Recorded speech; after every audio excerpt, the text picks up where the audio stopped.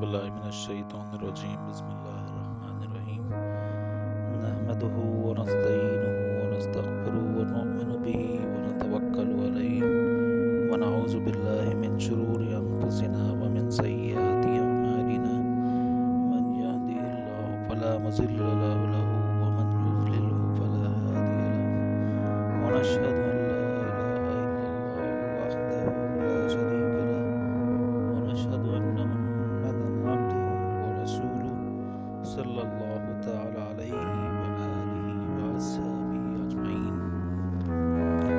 سامعین اکرام، ہم اپنے سلسلے کو آگے بڑھاتے ہیں۔ حضرت عثمان رضی اللہ تعالیٰ عنہ کے دور میں قرآن مجید پر جو کام ہوا اس کی اگلی ہیڈنگ ہے احزاب یا منزلیں۔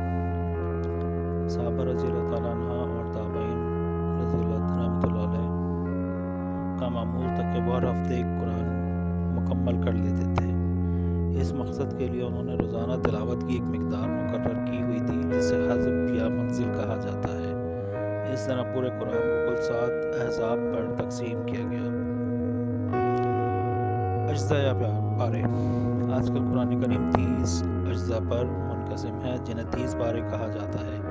یہ پاروں کی تقسیم معنی کے اعتبار سے نہیں بلکہ بچوں کو پڑھانے کے لیے آسانی کے خیال سے قرآن کریم 30 مساوی حصوں پر منقسم کر دیا گیا ہے۔ چنانچہ بعض اوقات بالکل ادھوری بات پر پارہ ختم ہو جاتا ہے۔ یقین کے ساتھ یہ کہنا مشکل ہے کہ یہ 30 پاروں کی تقسیم کس نے کی۔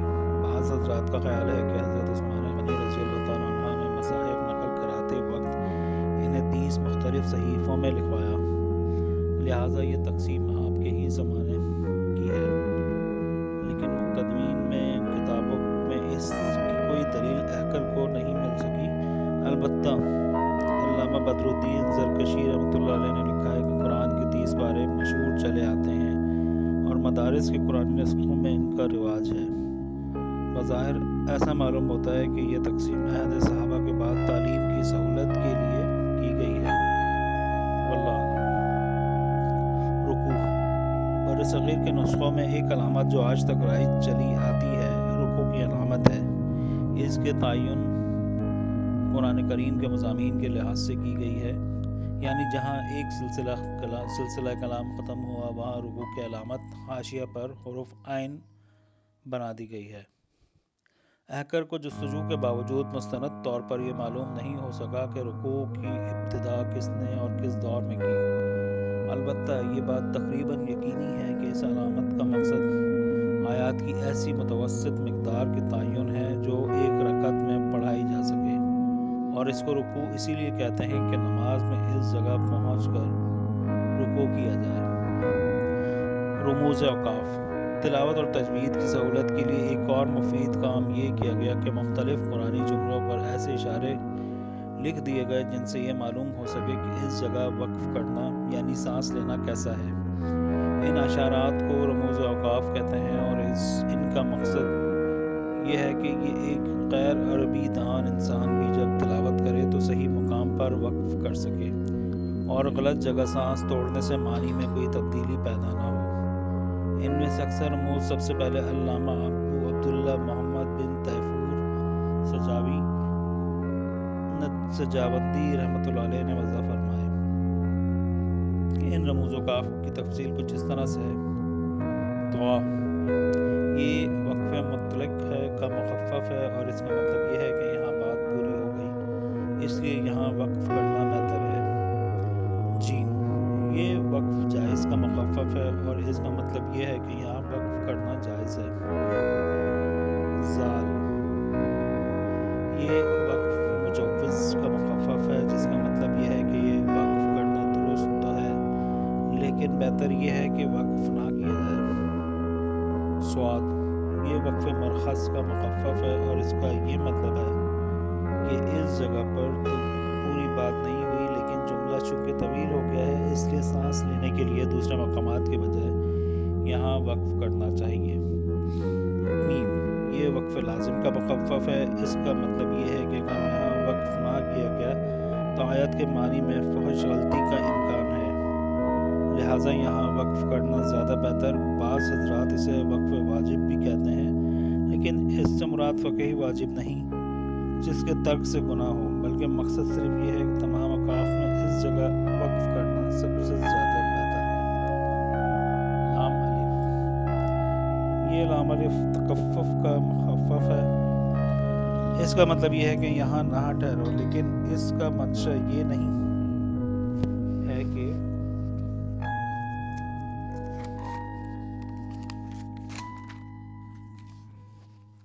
یہاں وقف کرنا ناجائز ہے، بلکہ اس میں بہت سے مقامات ایسے ہیں جہاں وقف کرنے سے کوئی حرج نہیں اور اس کے بعد والے لفظ سے ابتدا کرنا بھی جائز ہے۔ لہٰذا اس کا صحیح مطلب یہ ہے کہ اگر یہاں وقف کیا جائے تو یہ بہتر ہے کہ اسے دوبارہ لوٹا کر پڑھا جائے، اگلے لفظ سے ابتدا کرنا مستحسن نہیں۔ ان رموز کے بارے میں تو یہ یقین طور پر یہ بات ہے کہ یہ علامہ سجاوندی رحمۃ اللہ علیہ کے وضع کیے ہوئے ہیں۔ ان کے علاوہ بھی بعض رموز قرآن کریم کے نسخوں میں موجود ہیں۔ میم عین، یہ معانقہ کا مخفف ہے۔ یہ علامت اس جگہ لکھی جاتی ہے جہاں ایک ہی آیت کی دو تفسیریں ممکن ہیں۔ ایک تفسیر کے مطابق وقف ایک جگہ ہوگا اور دوسری تفسیر کے مطابق دوسری جگہ، لہٰذا ان میں سے کسی ایک جگہ وقف کیا جا سکتا ہے، لیکن اس جگہ وقف کرنے کے بعد دوسری جگہ وقف کرنا درست نہیں۔ مثلاً ذالک مثلہم فی التوراۃ ومثلہم فی الانجیل کزرع اخرج شطأہ۔ الخ میں اس میں اگر تورات پر وقف کر دیا تو انجیل پر وقف درست نہیں، اور اگر انجیل پر وقف کرنا ہے تو تورات پر وقف درست نہیں۔ ہاں، دونوں جگہ وقف نہ کریں تو درست ہے۔ اس کا ایک نام مقابلہ بھی ہے، اور اس کی سب سے پہلی نشاندہی امام ابو الفضل رازی رحمۃ اللہ علیہ نے فرمائی۔ سکتہ، یہ سکتہ کی علامت ہے۔ اس کا مقصد یہ ہے کہ اس جگہ رکنا چاہیے لیکن سانس نہ ٹوٹ نہ پائے۔ یہ عموماً اس جگہ لایا جاتا ہے جہاں ملا کر پڑھنے سے معنی میں غلط فہمی کا اندیشہ ہو۔ وقفہ، اس جگہ سکتے سے قدرے زیادہ دیر تک رکنا چاہیے لیکن سانس یہاں بھی نہ ٹوٹے۔ قاف، یہ قلیل علیہ وقف کا مخفف ہے۔ مطلب یہ ہے کہ بعض حضرات کے نزدیک یہاں وقف ہے اور بعض کے نزدیک نہیں ہے۔ قف، یہ لفظ کاف ہے جس کے معنی ہے ٹھہر جاؤ، اور اس جگہ لایا جاتا ہے جہاں پڑھنے والے کو یہ خیال ہو سکتا ہے کہ یہ وقف درست نہیں۔ سواد نام، یہ الوصل اولا کا مخفف ہے جس کے معنی ہے کہ ملا کر پڑھنا بہتر ہے۔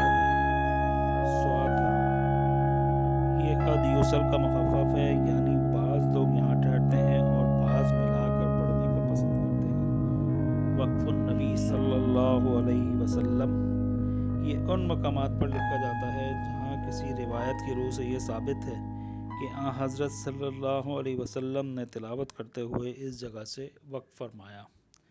صدق اللہ العظیم۔